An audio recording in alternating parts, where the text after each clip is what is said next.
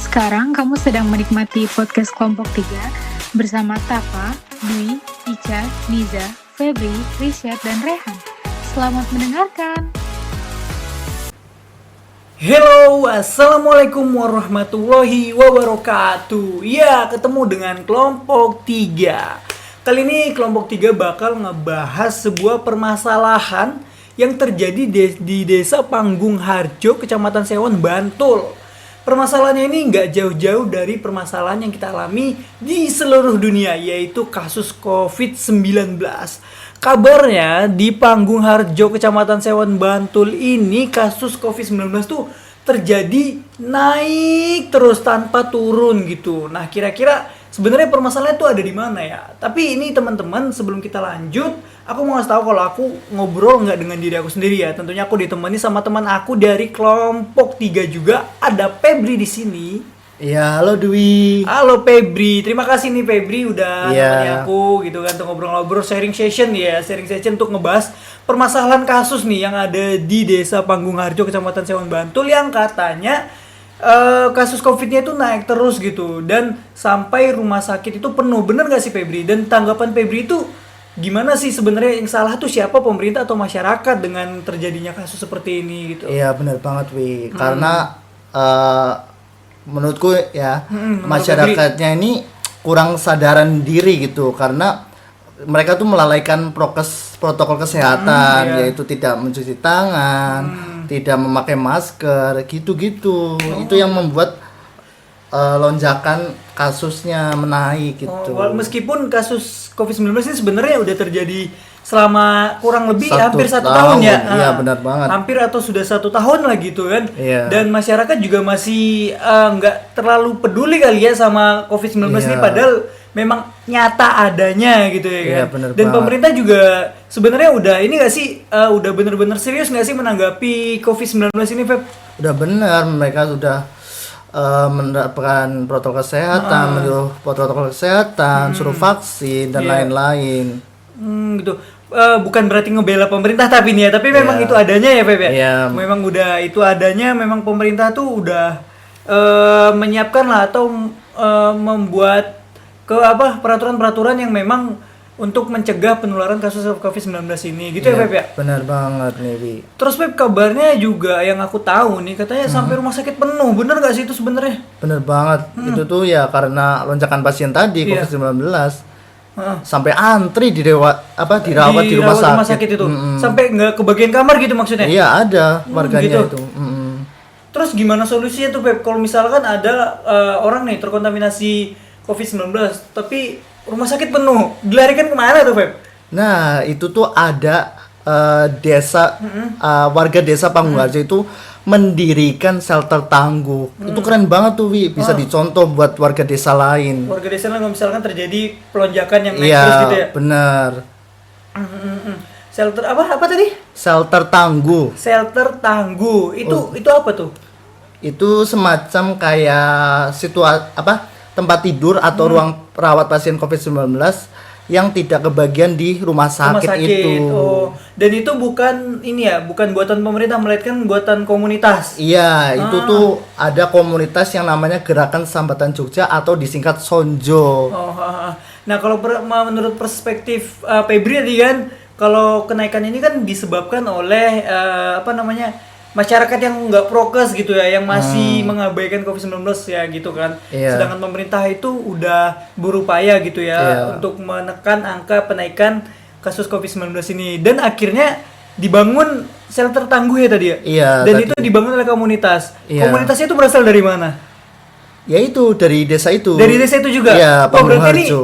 ibaratnya kayak masyarakat yang nggak prokes, masyarakat yang yang ngeyel gitu ya kan, dan ketika udah kejadian baru masyarakat membuat komunitas gitu ya. Iya, benar. Baru juga langsung kocar kacir nih ya kan, kocar kacir gitu untuk ngebuat shelter tangguh gitu ya, untuk menangani teman-teman yang masyarakat yang terdampak COVID-19 yang positif gitu. Iya, benar banget. Nah, kebuatan pemerintah sendiri sebenarnya ada nggak sih, Pep? Kalau misalkan tuh kayak gituan, kayak shelter tangguh tadi kan komunitas, ada nggak sih bantuan dari pemerintah juga?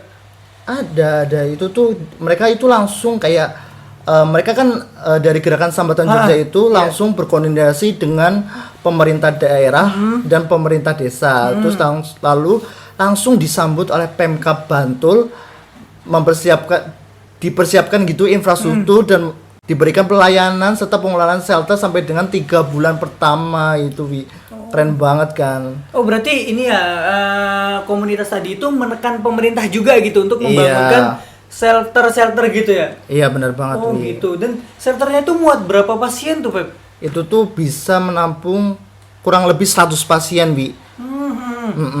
Dan kapan tuh mulai beroperasinya? Itu mulai beroperasi pada tanggal 15 Januari 2021 kemarin, Wi. Jadi udah lama itu. Udah lama gitu. Semenjak kasusnya naik langsung komunitas bergerak dan menekan pemerintah dan pemerintah langsung membangunkan shelter. Berarti pemerintahnya mantep banget ya? Iya, pemerintah kabupaten tuh Bantul tuh mantap. Langsung ini ya, langsung bergerak langsung gitu. bergerak melihat situasi kondisi masyarakat yang kasusnya naik terus gitu kan. Meskipun masyarakatnya ngeyel dikasih tahu udah kejadian baru ngebuat komunitas dan menekan pemerintah untuk ngebuat gitu dan iya benar banget. Jadi kalau menurut Febri sendiri ini bukan masalah bukan kesalahan pemerintah gitu ya? Bukan. Itu dari perspektif Febri gitu ya kan. Iya. Nah, ini Feb. Kira-kira aku pengen tahu nih kan sesuai dengan mata kuliah yang lagi kita pelajari nih. Sosiologi komunikasi kan. Oh iya. Nah, kalau misalkan kita lihat dari perspektif sosiologi komunikasi itu, gimana sih interaksi sosial dalam kasus ini, Feb? Nah, interaksi sosial yang bisa diambil dari komunitas tadi itu adalah interaksi sosial antar individu. Nah, karena merupakan percakapan yang dilakukan antar seseorang dengan individu lain untuk memberikan respon atau reaksi. Nah, selain itu terjadi juga interaksi sosial antar kelompok ya. Tadi komunitas apa namanya tadi? Komunitas Sonjo, Sonjo Gerakan Sambatan Jogja. Nah, terus dengan pemerintah desa tadi maupun daerah yang berkoordinasi untuk mengkomunikasikan hal yang berkaitan namun sifatnya bukan hal pribadi, tetapi untuk kepentingan bersama seperti tadi desa Panggung Harjo itu. Jadi komunitas tadi itu mengkomunikasikan itu bukan untuk kepentingan pribadi melainkan kepentingan bersama gitu. Dan yang akhirnya membuat kerjasama gitu dengan pemerintah sehingga ngebuat shelter ya? Ngebuat shelter itu. Gitu ya gitu keren sebenarnya ini berarti menurut perspektif sosiologi itu salah satunya seperti itulah ya kan? Iya benar. Terus Pep gimana nih? Budaya yang berkembang dalam kasus ini gitu kan biasanya kalau kena COVID dianggap aib gitu kan. Nah kalau dalam kasus ini tuh gimana nih masyarakatnya gitu?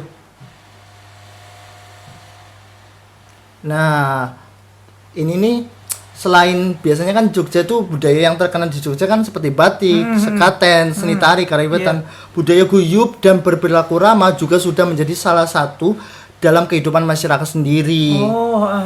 Nah, terus dari kasus yang tadi dari Sonjo itu terlihat bahwa budaya perilaku gotong royong sangat melekat di masyarakat Jogja dan khususnya di daerah Bantul tadi.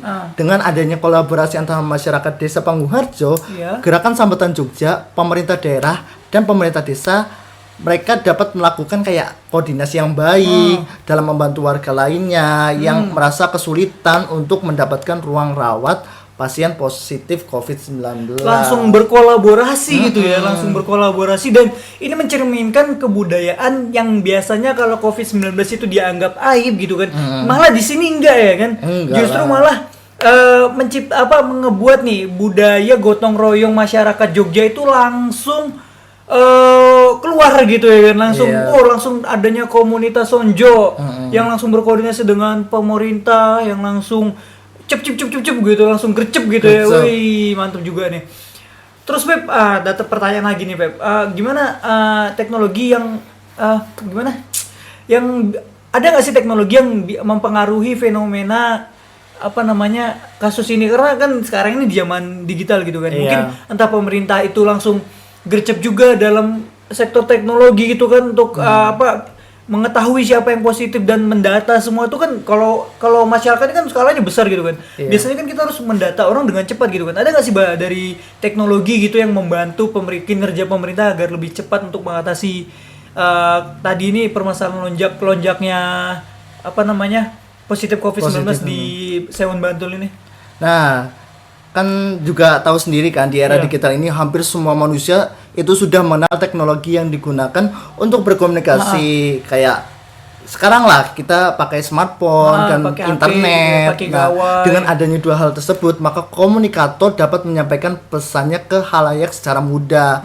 Nah, dari kasus tadi di desa Panggung-Harjo Sewon itu tadi terlihat kayak teknologi memang sangat berpengaruh. Nah, hal ini dibuktikan dengan keberhasilan pembuatan shelter melalui koordinasi komunitas dan masyarakat desa yang diawali dari kepala desa tadi Panggung-Harjo untuk menyampaikan keresahan kepada teman-temannya melalui media sosial. Oh, berarti langsung cepat gitu ya. Langsung gercep karena ada bantuan teknologi, langsung bisa telepon atau bisa email atau WhatsApp itu langsung ngebuat grup gitu.